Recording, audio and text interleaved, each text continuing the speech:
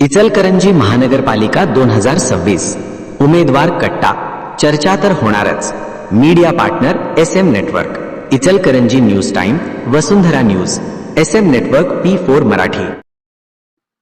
नमस्कार मंडळी, प्रभाग क्रमांक 2 कृष्णानगर मधील मस्के अण्णा यांच्या भगिनी ज्या भारतीय जनता पार्टी महिला जिल्हा सरचिटणीस या पदावर कार्यरत असलेल्या सौ पूनम प्रकाश जाधव या ओपन महिला प्रवर्गातून इच्छुक आपल्या सभेत जोडले गेलेले आहेत। आपण त्यांना विचारूयात या निवडणुकीत आपली ध्येय धोरणे काय असणार आहेत। नमस्कार, मी पूनम प्रकाश जाधव, मस्के अण्णा यांची मुलगी, प्रभाग क्रमांक 2 कृष्णानगर, कारंडेमळा, सोलगेमळा हा या ठिकाणी, दत्तनगर असू दे हा भाग हा या ठिकाणी समाविष्ट झालेला आहे। तर या ठिकाणी काम करत असताना माझे वडील मस्के अण्णा यांचा वारसा घेऊन मी या ठिकाणी आमच्या पक्षाकडे, भारतीय जनता पार्टीकडे मी आज इच्छुक उमेदवार म्हणून मागणी केलेली आहे। तर ही मागणी करत असताना या ठिकाणी मी पक्षाने पाहिलेलं आहे की मी कोणत्या प्रकारे त्या ठिकाणी संघटन वाढवलेलं आहे। त्या ठिकाणी मग मला पक्षानं पद दिल्यानंतर महिलांसाठी म्हणा किंवा इतर त्यांचे काही प्रश्न सोडवण्यासाठी मी त्या ठिकाणी संघटन वाढवलं आणि त्यांच्या प्रयत्नांना सुद्धा म्हणजे त्यांचे काम करण्यामध्ये मी नेहमी माझी भूमिका त्या ठिकाणी मी ठामपणे मांडलेली आहे। हे पद घेत असताना त्या ठिकाणी पक्षानं, वरिष्ठांनी मला आज या ठिकाणी मी आता सध्या मी जिल्हा चिटणीस म्हणून या ठिकाणी माझ्यावर जबाबदारी आहे। तर ह्या जबाबदाऱ्या पार पाडत असताना पक्षाची काही धोरणं आहेत, त्या योजना माझे वडील यांनी देखील 30 वर्ष झालं लोकांपर्यंत पोहोचवल्याच आहेत। त्यांच्याबरोबर मी त्यांचा संघर्ष, त्यांची जी काम करण्याची जी पद्धत आहे, लोकांच्या बद्दल जी तळमळ आहे ती मी स्वतः त्या ठिकाणी अनुभवलेली आहे आणि तोच वसा घेऊन मी या ठिकाणी आज या भागामध्ये मी काम करत आहे। आणि आज या भागातल्या महिलांना सुद्धा माहितीये की बाबा एक महिलेची व्यथा किंवा तिच्या अडचणी, तिच्या समस्या जर कोण आतापर्यंत पाहत असतील तर आमच्या पूनमताई आहेत, असं लोकांच्या मध्ये आता सध्या कौल आहे। तुम्ही पाहिलेलंच आहे, म्हणजे बाकी आमच्या पक्षांनी सुद्धा पाहिलेलं आहे। मला एक सांगा, या ठिकाणी नव्याने आता 13,000 ते 14,000 मतदारांचा एवढा मोठा हा प्रभाग आता हा वाढणार आहे। आपण या प्रभागासाठी आपली रणनीती काय असणार आहे?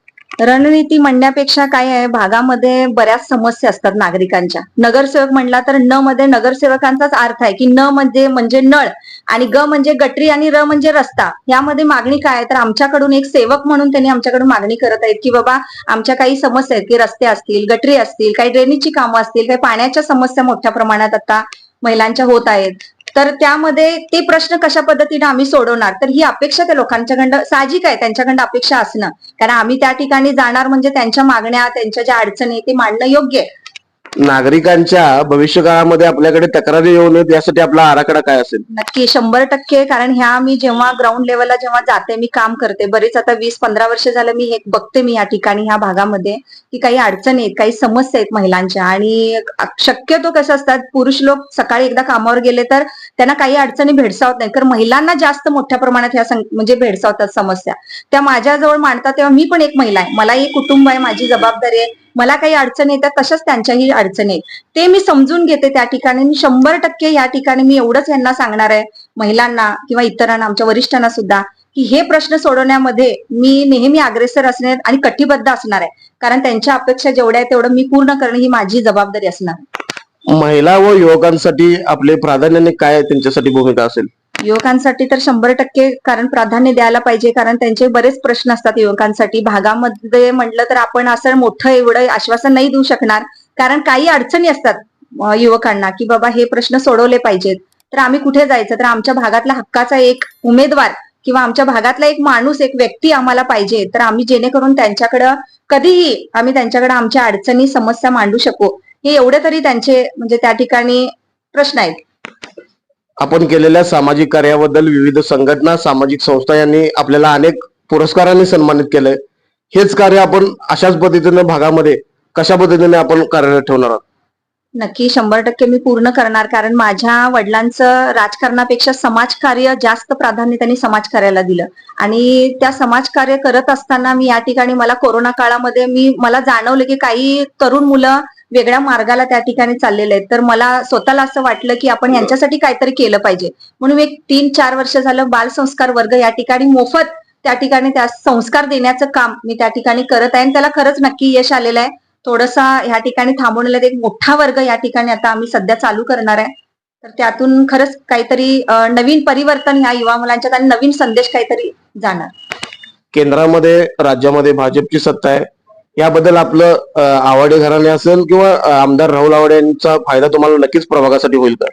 नक्कीच होणार. आमचे हळवणकर साहेब महाराष्ट्र प्रदेश उपाध्यक्ष यांच्या नेतृत्वामध्ये 2011 पासून मी सक्रिय सदस्य म्हणून या ठिकाणी भाजपमध्ये काम करते मी, आणि त्यांचं मार्गदर्शन असो आणि आत्ताचे आपले कार्यसम्राट राहुल आवाडे साहेब असतील आणि आपले प्रकाश अण्णा आवाडे असतील, यांचं देखील खूप चांगलं काम या ठिकाणी आहे. आम्ही जे काम त्यांच्याकडे घेऊन गेले ते काम पूर्ण करण्याचं त्यांनी केलेलं पण आहे.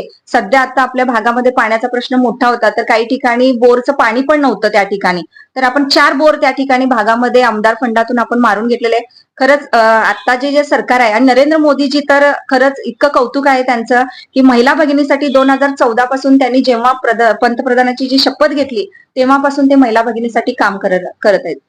आपल्या समोर मातब्बर उमेदवार असतील, या सर्व घडामोडीमध्ये आपल्या केलेल्या कार्याच्या जोरावर आपल्याला नक्की उमेदवार ही मिळेल का?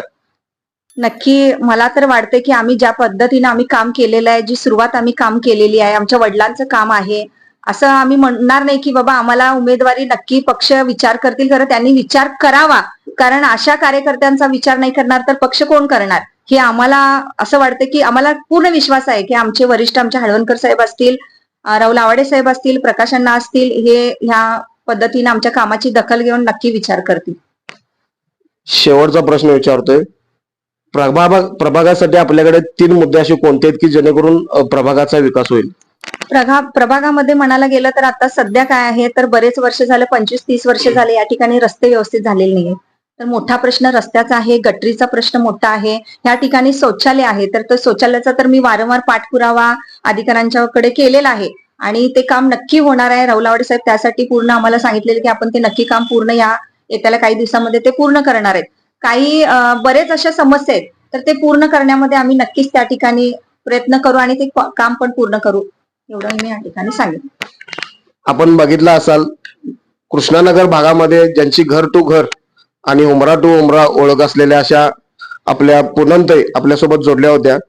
भविष्यातील तुमच्या वाटचालीसाठी आमच्या चॅनलच्या वतीने खूप खूप शुभेच्छा. धन्यवाद.